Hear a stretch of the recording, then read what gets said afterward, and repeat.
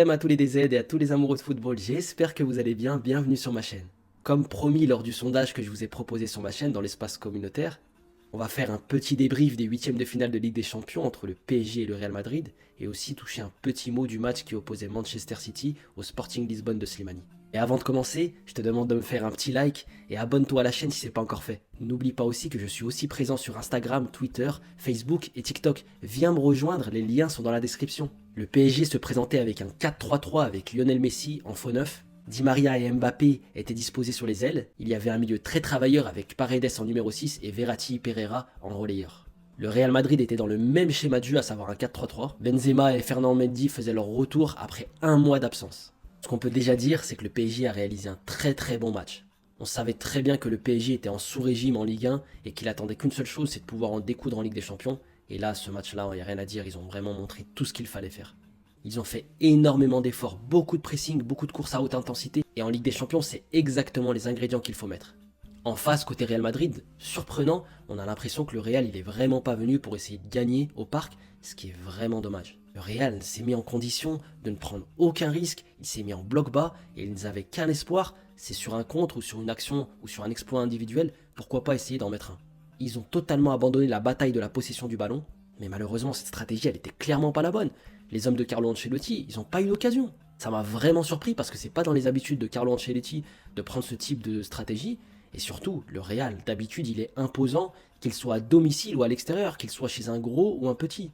J'ai l'impression que le fait que Benzema il a été blessé pendant un mois, qu'il était en méforme, ça a beaucoup joué sur la stratégie qui a été établie à la base, sur le fait d'aller chercher un résultat au parc, et je pense que c'était pas du tout une bonne stratégie. Il va falloir aussi parler d'un point important. Vous savez qu'à partir de cette année, le but à l'extérieur ne compte pas double, comme par le passé. Et ça, c'est un point très important. En gros, le fait que le PSG ait gagné 1-0, et ben en fait, en face, le Real n'a plus qu'à gagner par un but d'avance, et en fait, il revient à égalité avec le PSG. Que le PSG aille marquer là-bas ou non, ne changera rien si le Real gagne. Je pense que ce petit calcul a fait que le Real a joué petit bras, est venu avec d'autres intentions, et ils se sont dit que pourquoi pas faire un hold-up sur une action, on sait jamais. Mais bon, malheureusement, quand tu perds 1-0 à la fin, bah ta stratégie, elle tombe à l'eau. Maintenant, on va quand même parler du PSG. Le PSG, il a fait un très bon match. Ils ont mangé un petit Real Madrid. Verratti, comme toujours, il a été très bon dans l'harcèlement du ballon. Chaque fois, le porteur du ballon était harcelé, agressé par Verratti. Il montrait l'exemple à ce niveau-là, ce qui poussait ses coéquipiers à faire de même. Et ça a mis vraiment beaucoup d'intensité. La défense du PSG a été monstrueuse. Hakimi et surtout Nuno Mendes ont été phénoménales. Marquinhos et Kimpembe, comme toujours, ils ont été très sereins derrière. Et puis à souligner, Di Maria, il a fait un énorme travail défensif. Que dire de Kylian Mbappé? Oh là là là là là là. Quelle intensité il met dans tous ses gestes, ça soit dans ses courses, dans toutes ses attaques, dans le pressing, dans tout. Il est énorme ce joueur, on sait que c'est un phénomène, mais franchement, il nous surprend à chaque fois. Sa volonté de vouloir toujours transpercer, d'effacer son vis-à-vis, ça fait de lui un poison pour l'adversaire. Carvajal, il s'est fait humilier tout le match, mais il a dû passer une sale nuit le pauvre. Mbappé, il lui a tout fait dans ce match. Pour ceux qui avaient des doutes que Kylian Mbappé ne soit pas à fond dans ce match contre le Real Madrid, peut-être sa prochaine équipe, et bien franchement, il a démontré à tout le monde qu'en plus d'être un grand joueur, c'est un très grand professionnel.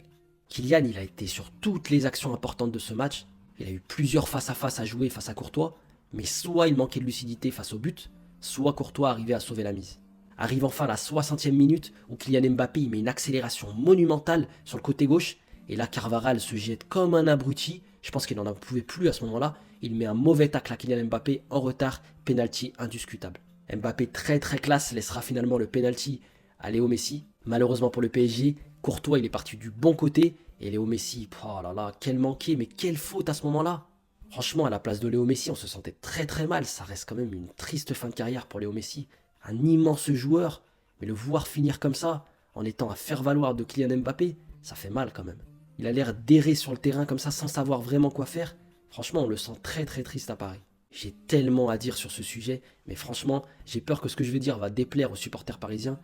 Mais le fait que le PSG, il ait tout fait pour faire venir Léo Messi, le voir quitter déjà Barcelone, son club de cœur, le club où il a tout fait pour le faire venir à Paris, moi je pense que ça a été une monumentale erreur. Et je parle pas que du sportif. Moi, je parle surtout de romantisme dans le football. Vous savez, quand vous avez des joueurs comme ça, qui ont fait toute leur carrière dans un club, comme par exemple Francesco Totti à l'époque à la Roma, On veut pas les voir quitter la Roma. Même s'il pouvait aller ailleurs, on veut pas le voir quitter. Bah, c'est pareil pour Messi. Messi, on l'a toujours connu au FC Barcelone. C'était son club. Il devait finir là-bas ou au pire aller en Argentine, dans son premier club. Mais on pouvait pas le voir aller au PSG. Franchement, c'est, je pense, une erreur, mais monumentale. Mais passons sur ce sujet car il y a beaucoup à dire. Si ça vous intéresse, dites-le moi dans les commentaires, je vous ferai une vidéo dédiée là-dessus. Parce qu'il y a vraiment pas mal de choses à dire. En tout cas, bonne nouvelle pour le PSG parce que Ferland Mendy et Casemiro ont pris un carton jaune, ce qui fait qu'ils sont suspendus pour le match retour. Et vraiment, ça va être des absences de poids. Parce que Marcelo, si tu dois le mettre côté gauche face à Di Maria ou imaginons Kylian Mbappé, ça va être très compliqué pour lui. Et Casemiro, c'est un indéboulonnable au milieu de terrain. Bon, là je pense qu'il va être remplacé par Camavinga, qui est quand même un très bon joueur. Donc il va falloir faire attention quand même pour le PSG. A noter quand même la très bonne rentrée de Neymar qui a vraiment tout fait pour redynamiter cette équipe du PSG qui à un moment donné on a l'impression qu'ils acceptaient de finir le match à 0-0. Sauf un joueur évidemment, Kylian R9 Mbappé, lui il accepte jamais la défaite ni le nul. Ce qu'il veut c'est marquer des buts et gagner. La seule chose qui l'intéresse c'est ça. On arrive donc à la fameuse 94e minute, l'arbitre il a déjà le sifflet dans la bouche. Mais lui, Kylian Mbappé, il n'a pas lâché le beefsteak. Il enrhume Militao et Lucas Vazquez, il passe entre les deux joueurs, il ouvre son pied, but magnifique entre les jambes du gardien. C'est incroyable. 1-0 pour le PSG, les Parisiens ils peuvent vraiment souffler. Parce que finir le match sur un 0-0, après toutes ces occasions et après un penalty raté, franchement ça aurait été un goût amer là pour les Parisiens. Grand ouf de soulagement pour les Parisiens qui vont pouvoir aller au Santiago Bernabéu. Et là, y aller avec un score de 1-0, ce qui leur donne un avantage très important pour ce match. Je vais être clair, pour moi, le Real, il ne peut pas faire de match pareil. Ils ont fait un match catastrophique, ils n'ont rien montré. Donc à mon avis, le PSG doit s'attendre à un Real d'un tout autre niveau au match retour. Si le PSG exploite bien les opportunités qu'ils auront là-bas, les contres, la moindre occasion, et que ça termine en but, le Real, il est fini et éliminé. Le Real, il va être revanchard, Karim Benzema, il va sans doute être à 100%. Je pense qu'on va avoir droit à un très grand match. Pour ma part, malgré qu'il y a eu un 0 pour le PSG au match aller, je pense tout de même que ça reste du 50-50. Le Real est une très grande équipe, ils ont des joueurs d'expérience, c'est loin d'être fini. Enfin, on va finir en parlant du second match qu'il y avait entre le Sporting Lisbonne qui recevait Manchester City. Slimani était sur le banc, Riyad Mahrez titulaire. C'était clairement un match déséquilibré sur le papier. On l'a pu le voir parce que Manchester City, ils ont mis une raclée, une manita au Sporting 5-0. Riyad Mahrez, il a été très fort dans ce match. Oh là là, qu'est-ce qu'il est fort en ce moment avec Manchester City.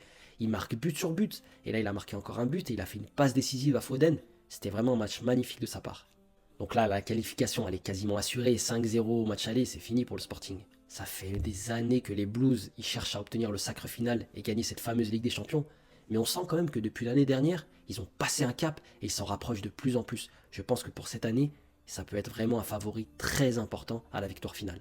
Stat que j'ai pu voir passer sur internet, Riyad Mahrez il a marqué 10 buts sur les 11 derniers matchs de Ligue des Champions. C'est vraiment énorme. Il a clairement passé un cap en termes d'efficacité cette saison. Riyad, si seulement tu pouvais nous en mettre un ou deux au mois de mars, ça serait énorme. Slimani il est rentré pour les 15 dernières minutes de ce match, mais sincèrement il n'a pas apporté grand chose. Franchement, il y a vraiment des questions à se poser sur le poste de numéro 9 en équipe d'Algérie. C'est vraiment un gros souci maintenant. J'espère sincèrement que Bounedjah et Slimani vont retrouver un niveau acceptable. Parce que là, sincèrement, ça va être compliqué pour le mois de mars sans un numéro 9 de haut niveau. Voilà les frérots pour ce petit débrief. Donne-moi ton avis à toi dans les commentaires sur ces deux rencontres. Et comme toujours, si t'as kiffé la vidéo, lâche-moi un like et abonne-toi à la chaîne pour suivre mes prochaines vidéos. En attendant les bros, prenez soin de vous et à très bientôt, Inch'Allah.